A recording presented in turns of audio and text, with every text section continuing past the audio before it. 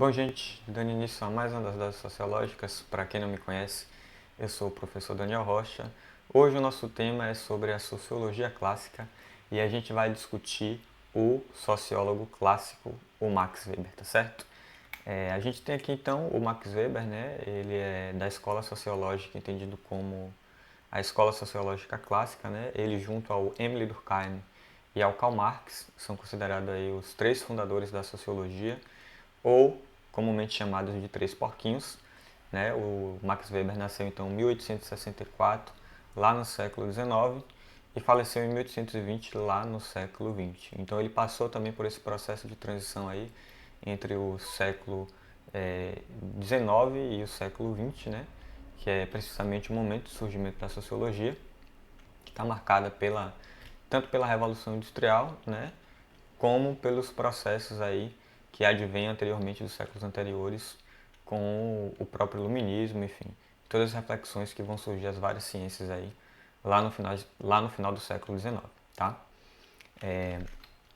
A gente tem então o Max Weber, né? Ele foi um intelectual, jurista e economista alemão. Ele, como eu falei, é considerado um dos fundadores da sociologia.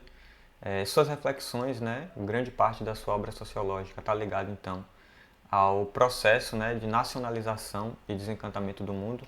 É nesse período aí também, né, fins do século XIX, início do século XX, que vão surgir os estados nacionais, né, as primeiras grandes nações, as fronteiras, enfim. Embora já existisse algumas nações já consolidadas, né, que surgem lá desde do século XVI, né, com o processo das grandes navegações. No século XIX isso vai se acentuar, tá? Ele acreditava então que esse processo de modernização, né, sobretudo gerado por conta da questão da Revolução Industrial, ele teria marcado o desenvolvimento da nacionalidade enquanto característica prioritária das relações sociais, né?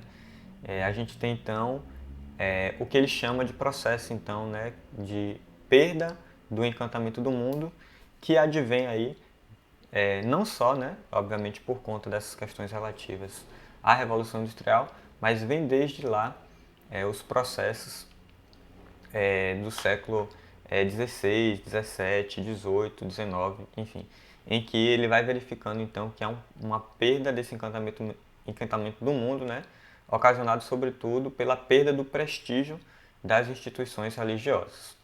Então a gente tem um esqueminha aqui, né, que meio que dá uma dimensão do que é esse processo de modernidade para o Max Weber e como esse processo de modernidade, então, ele está relacionado ao que seria esse desencantamento do mundo. Então, anteriormente, né, nas estruturas, se a gente pensar então nas estruturas feudais, eu fiz um vídeo sobre feudalismo, né, se vocês tiverem interesse, vocês acessam aí no Gamela TV, tem um texto falando sobre feudalismo. A religião e a política estavam muito próximas, né? Ou seja, as igrejas, as religiões detinham bastante poder. Então, eles influenciavam então as decisões políticas, tinham determinados controles, né, sobre territórios, enfim, sobre as relações sociais, tá certo? E o Max Weber ele vai analisar essa história, né, de transição então do processo do feudalismo para o capitalismo, e ele vai dizer que com o desenvolvimento do capitalismo houve então uma separação, né, dessa junção que existia entre religião e política, ocasionada por esse desencantamento do mundo, em que a religião se tornou uma esfera e a política se transformou em outra. Embora elas tenham essa relação aqui, né, essa intersecção, elas teriam se separado ao longo do desenvolvimento da modernidade. E por que, obviamente, surgiram essas esferas, né? Essas esferas? Porque as pessoas deixaram de acreditar no poder, tá, da religião. Então, à medida que as pessoas foram se desencantando ou desacreditando, né, das percepções religiosas, elas foram dando margem para outros pensamentos políticos, para outras ideologias que não necessariamente tinham a ver com a religião. Então, esse é um dado bastante importante, né? E isso daí é só um elemento, né? Obviamente, o processo de modernidade fez uma série de separações, né, entre várias esferas, né? Entre a religião, a política, a economia, né?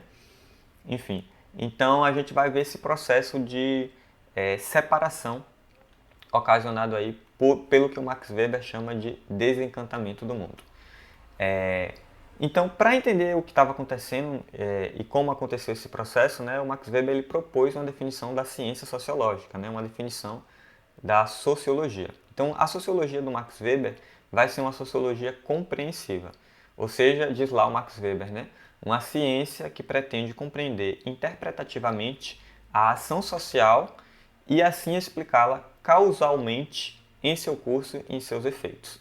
Tá? Essa é a definição básica aí da sociologia compreensiva, né? Ela é uma interpretação das ações que os sujeitos têm, né, nas interações sociais que tem relação direta com uma relação de causa e efeito, tá? É o que está mais ou menos colocado aí nessa definição.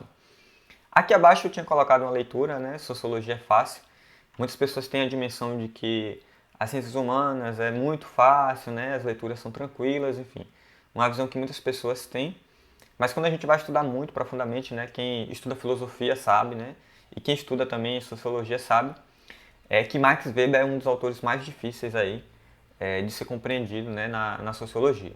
E precisamente esse texto, né, o texto dele, né, sobre o conceito de sociologia e o sentido da conduta social é muito difícil. Eu me lembro quando eu estava fazendo faculdade que eu só consegui ler basicamente 3 parágrafos e depois eu não entendia nada, né? Com o tempo a gente vai aprendendo a compreender os textos também. Então, uma definição importante, né, para a própria ideia de sociologia compreensiva ou para essa defesa de definição do que é sociologia para o Max Weber é a ideia de ação. Então, a ação para o Max Weber seria um comportamento humano, né, tanto faz seja ele interno ou externo, né, de omitir ou permitir, sempre que na medida em que o agente ou agentes o relacionem com o sentido subjetivo. Né? Isso seria, então, a ação, no sentido mais estrito, né? A ação é um comportamento humano, independente se ele é interno, um pensamento, ou ele é externo, um pensamento externalizado, né? Sempre que você age, você estaria dando então essa dimensão, um determinado sentido para a sua ação, que é esse sentido subjetivo. Ou seja, toda ação implica na existência de um sujeito, né? E é por isso que o Max Weber vai dar ênfase a essa ideia de sentido subjetivo. Então, quando a gente está falando de subjetivo, a gente está falando de sujeito, né? Um comportamento humano que tem relação direta com o que os sujeitos fazem e o que os sujeitos pensam sobre o que eles fazem, tá? Então, a ação social, ela incorpora, obviamente, parte dessa definição, que está colocada aí como ação, né?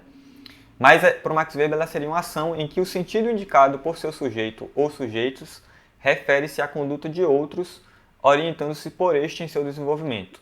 Ou seja, a ação social, ela seria, então, definida pelas interações entre sujeitos, tá? Ou seja, pelos comportamentos que os sujeitos têm um em relação ao outro e como cada sujeito interpreta a ação do outro, tá?